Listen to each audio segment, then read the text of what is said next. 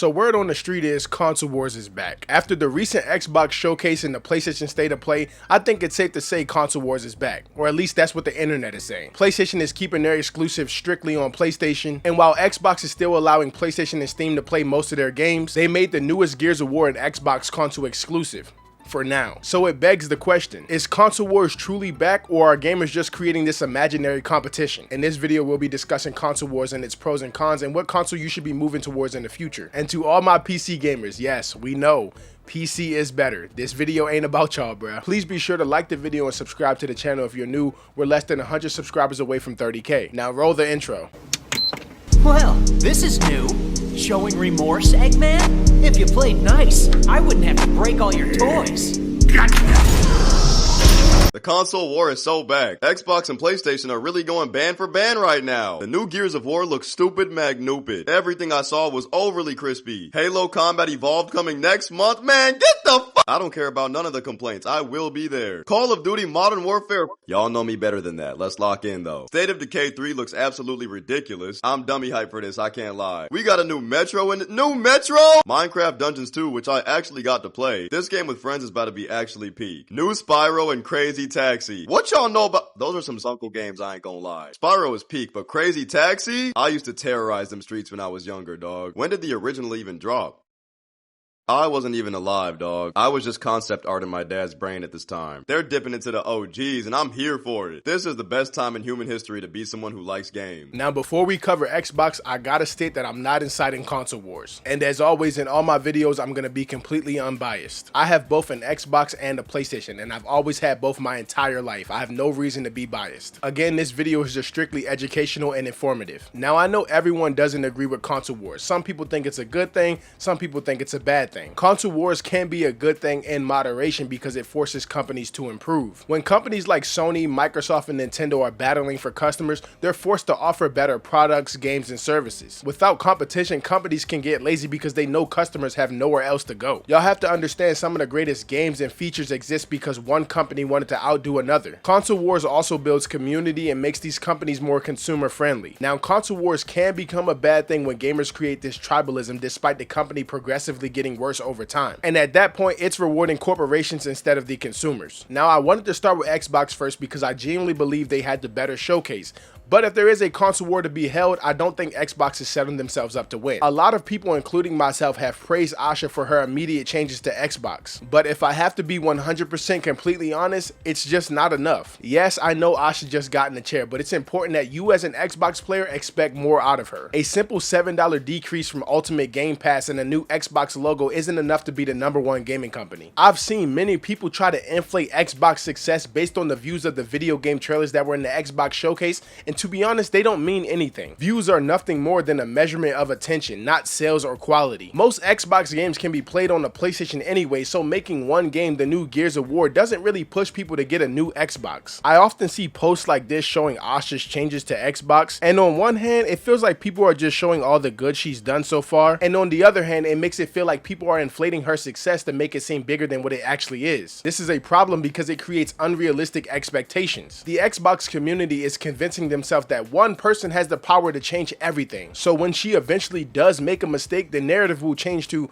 oh, she's a failure, or I told you guys this would happen. Asha is nothing more than a CEO, the face of Xbox. I need you guys to remember that. What did Qatar say in the Avatar opening? And while his airbending skills are great, he has a lot to learn before he's ready to save anyone. Yes, Asha has done some great, but she still has quite the task ahead of her. The many years of neglect on this brand is going to be difficult to change. Bruh, you played a game way too much not to be making money in between matches. Don't worry, I got you. All you need is a phone and it's 100% legit. Tester Up is an app that works with games to help them find people like you. These apps and games are willing to pay new users money because a lot of them actually end up liking the game, and in return that makes them money too. Tester Up helps put a little bit of that money back in your pocket because they're going to give you a little bit of what they make. You already got all of those games on your phone, you might as well sign up and try it out. You can make a completely free account with just the email and the password, and they not finna ask for all that extra information. Now, I'm not gonna lie, you're not finna get rich off this, but you can make yourself a little cool $10-$20, maybe even more if you dedicate it. Again, it's completely free. Just scan the QR code on the screen or click the link in my description, and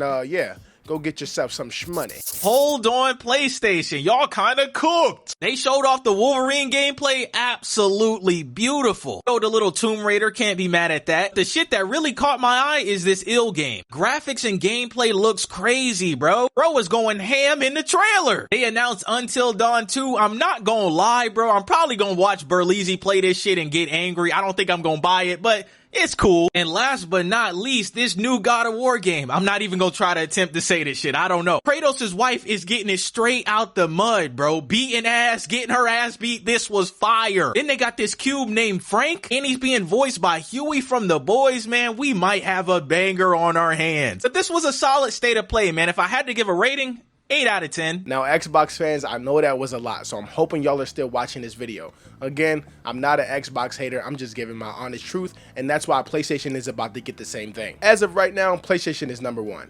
They've been #1 and they're probably going to be #1 for a few more years. That is assuming they don't mess it all up. Now, PlayStation has been getting a lot of hate recently because in the eyes of the internet, the state of play was trash. Yes, the state of play wasn't the best, but calling it trash is overdoing it. PlayStation being the best out of the big three means that they're going to get a lot of hate. For example, the PlayStation State of Play live stream still has the most views sitting at 5 million, with Nintendo second to it at 4.5 million, and Xbox in third place with 2.5 million, and that live stream was before Nintendo's. God of War Lawface trailer sits at 7.2 million views, and the Gears of War E-Day trailer, a trailer that came out 2 years ago, sits at 4.1 million views. And like I said earlier, views are nothing more than a measurement of attention, but they do kind of somewhat give us insight of how this game will perform once it's released. It is an internet trend to hate on PlayStation because they are successful. Because if you pull the numbers, PlayStation is still #1. Dishonest contrarianism is honestly PlayStation's biggest enemy. People will hate on something simply because millions love it. The only real backlash I've seen PlayStation getting is the new God of War and Wolverine game. And I've covered that drama in my most recent video, so you should definitely go check that out. And like I was saying in that video, as much as people want PlayStation and those two games to fail, they just simply won't. It is going to take a lot for a Santa Monica game and an Insomniac game to fail. I've also seen people try to downplay PlayStation by posting tweets like this. And yes, PlayStation may have lost most of their Asian partnerships, but I can almost guarantee you most of those games are going to sell the best on the PlayStation Store. People are trying their hardest to cherry pick these arguments to try to discredit Sony,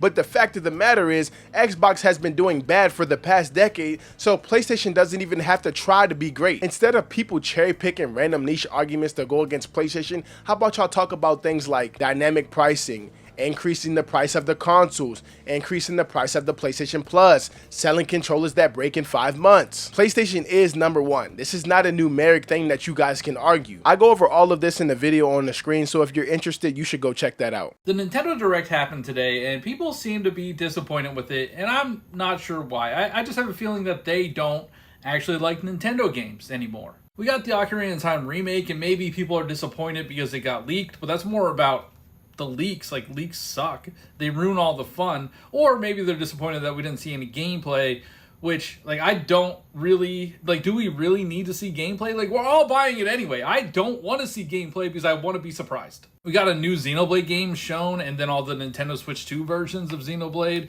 Like, this looks gorgeous. I'm excited for this. I actually like Switch sports. Like, I wish they added baseball, but this is still pretty exciting. And before you say that nobody cares about this, the Nintendo Switch version sold 18 million copies. So, like, people are buying this game. The Nintendo Switch 2 has so many exclusives coming this year alone. Like, I know they're not 3D Mario or Super Smash Bros., but if those games were shown and had, like, a release date of 2027, I feel like people would have still been upset because they're like, well, I want it now. And I don't know. There is no winning. And maybe, just maybe, you don't like the Nintendo games. I feel like anytime someone criticizes Nintendo, they get called a hater. And this really isn't the case for Xbox and PlayStation fans. And if we're being honest, the people who should be calling everyone haters and defending their console the most is Xbox players. They have been in the spotlight of hate for the past decade. I think many people can agree with me when I say we don't hate Nintendo, they're just not the same Nintendo they used to be. And it really doesn't feel like they're trying to get back to the Nintendo they once were. Ocarina of Time is so culturally oppressive, it managed to turn a mediocre Nintendo Direct into peak. And yes, I put quotes around the word peak because most of the Nintendo Direct was, Here's a bunch of games that already exist, now they're on the Switch too. The Ocarina of Time remake is so big,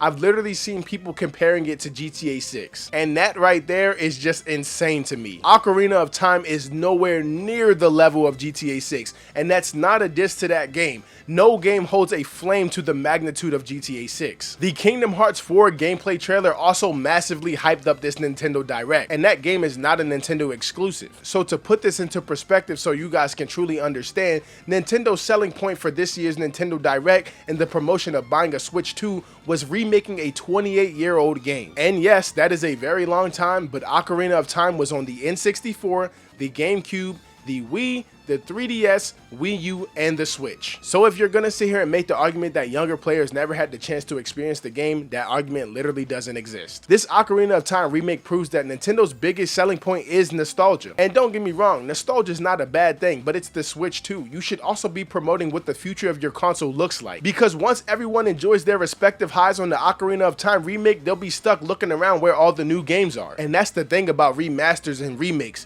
You've already played the game before. I've beaten Ocarina of Time on my uncle's N64, my older brother's GameCube, my Wii, and my 3DS. Me personally, I would like new Nintendo content. And yes, Fire Emblem, Deltarune, and Xenoblade are all great games. But Smash Bros. And Mario, the literal face of Nintendo, has always been one of their biggest selling points for their consoles. Nintendo, it has almost been a complete decade since the last 3D Mario game. Super Mario Odyssey, in my opinion, is the greatest Mario game ever. Enough with the nostalgia, remakes, remasters, and all this BS DLC. So is Console Wars back?